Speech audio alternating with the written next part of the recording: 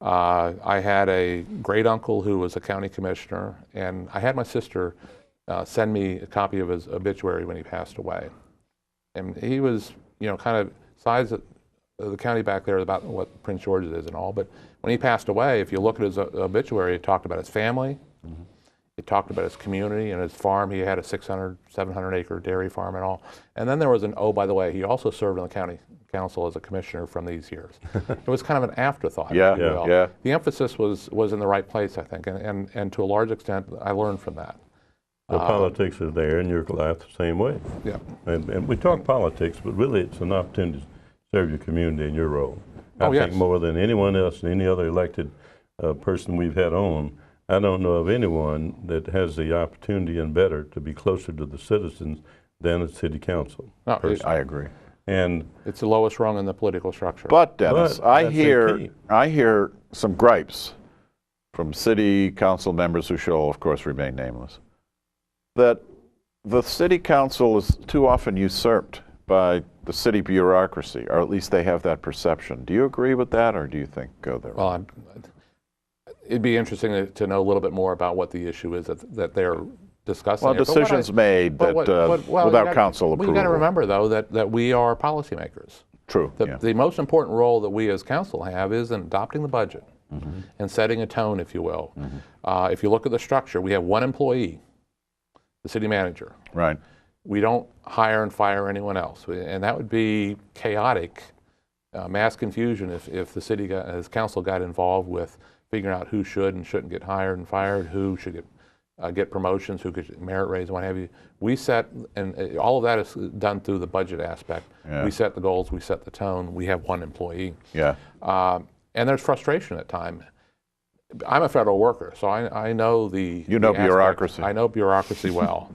And I also know that at times, and I think most organizations have this, where they think and honestly feel that they are right, the way they do it is the best way to do it, and they are, what I talk about is the inertia or resistance to change. They're like a very large boulder that's rolling down the side of the mountain, and nothing in its way is going to stop it from continuing down the mountain. Well, do you see any changes that might be feasible for the city council? Changes in what way? As far as procedures, powers, operational. No, not really. I think we are structured in an appropriate way. Now, if Bowie were to reach the size of, say, Baltimore, you may want to look at a full-time mayor and be a little more bureaucracy and emulate what they do instead of the council management. Except Baltimore's mayors end up having to resign for corruption. What do you expect, Dennis, to be any more annexation of properties? Yeah, that's a good question. Oh, there'll always be. I mean, anything planned right now? Not that I'm aware of. I mean, we a couple of years ago we set our annexation boundary, the limits that we see where the logical growth would be. But a lot of that really is driven by the residents who want to come in. And I can use two examples on both sides of that issue. Right before I got on the council, Collington Station was annexed in. And I don't remember the driving issues there. One was the post office. That's right. They were considered Upper Marlboro. Yeah. And it was an inconvenience when Point Ridge Post Office was a mile away. Another was snow removal. The county then, and this last snowstorm we've seen, the county still has a challenge to get the big challenge. And the other one was cable. Right. Talk about cable. Oh yeah. And they asked how quickly could we get cable? Could they get cable if they annex in the city? And we said, as soon as you're annexed in, we can start having them lay the cables. Right. Whereas in the county, the program in the county was 5 years at the earliest. So these are things that drove them to annex in. Yeah. And it cost them, I think it was either $60 or $90 in additional taxes to annex in. Per year? Per year. Another 12 Oaks, they were close. About half of that community, it's just north of Grovehurst. And about half the community wants to annex in, and the other half doesn't. They presented a petition. Two of my colleagues forced it because state law says if they're submitted a petition with a minimum of 25%, you have to act on it. And our goal has always been get more people to support it in the range of 70 to 80%. So if it is taken to petition, it will still pass in all likelihood. Yeah. With 25%, we acted on it. We annexed them. There was a petition that you only needed, I think, 20%. of the voters, the residents, to petition to have it go to referendum, and it lost at referendum. There weren't the overriding issues like snow removal, the benefits. They didn't see a benefit coming in. They saw more taxes from no benefit. What's the deal with Sherwood Manor? Why isn't that annexed? Do they oppose it, or?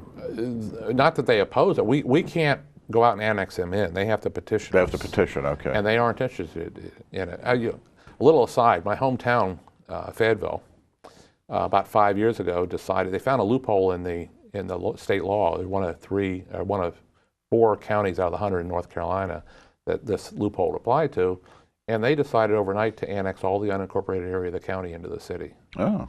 Overnight, they went from about 83 to 87,000 population to over 125, 130,000. Oh, wow. And the next election, the mayor and the council members who were behind that annexation were all voted out of office because the people. What happened was and the staff did the study. It was going to be 15 to 20 years before the city could provide the services to some of these areas that they annexed in. But they would be paying the taxes. But they'd be paying the taxes right away. So, but we have to be petitioned to come in, or oftentimes what will happen is a developer will agree that as part of when he sells a home, he'll get the signature that supports the annexation. So it's an indirect petition. The developer couldn't come and get annexed without the citizens. Well, it depends. If he's the owner and there are no property, there are no houses on it, then he could annex in. But once the subdivision, you mentioned Sherwood Manor. Yeah, it's older than Bowie. True, but they would have to. The majority of the citizens there would have to agree to it. Yeah. And they would have to initiate. I believe they have to request it to come in. Well, the irony is that some of them were calling City Hall during the snow, saying, "When are you going to come over and plow our streets?" They probably didn't know. I'd like to have you give us an update on Marketplace and yes, good idea. The developer came in and asked us to seriously consider a TIF, tax incremental financing. And a TIF can be used. I think there's about 2 or 3 dozen occurrences in the state where it has occurred. I think they used it at National Harbor, or parts of that. What it allows is that the future tax increase on the property in the future can go to pay for a bond to do the infrastructure that's associated with the public good, right? The streets, the sewer, utilities, electric, what have you, in the public domain. And it's something that is doable. He has petitioned us, and separate from that, we're looking at setting up a program and policy that would allow TIFs.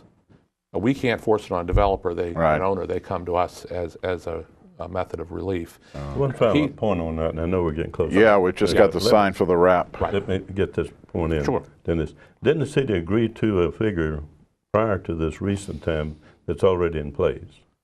No, not to your knowledge. A figure on what? Agreed to a tax financing figure when they first bought the property. No. There was no agreement there. No. This is all entirely new? It's new, and I'm not aware that we've ever looked in or broached it at all. No, I don't recall. Okay. So, well, we have reached the end of another wonderful interview with one of Bowie's distinguished people. thank you. And thank you for coming in, Dennis. It was enlightening. And You're welcome. Appreciate it. We'll see you again. Thanks, Dennis. Good. And of course, you've got another 16 years to go. In the city council. Oh, thank you. Yes. I'm hoping to retire here soon. And thank you, viewers, for tuning in. We'll see you again next week. We're going to have Congressman Donna Edwards is going to come in, and see you then.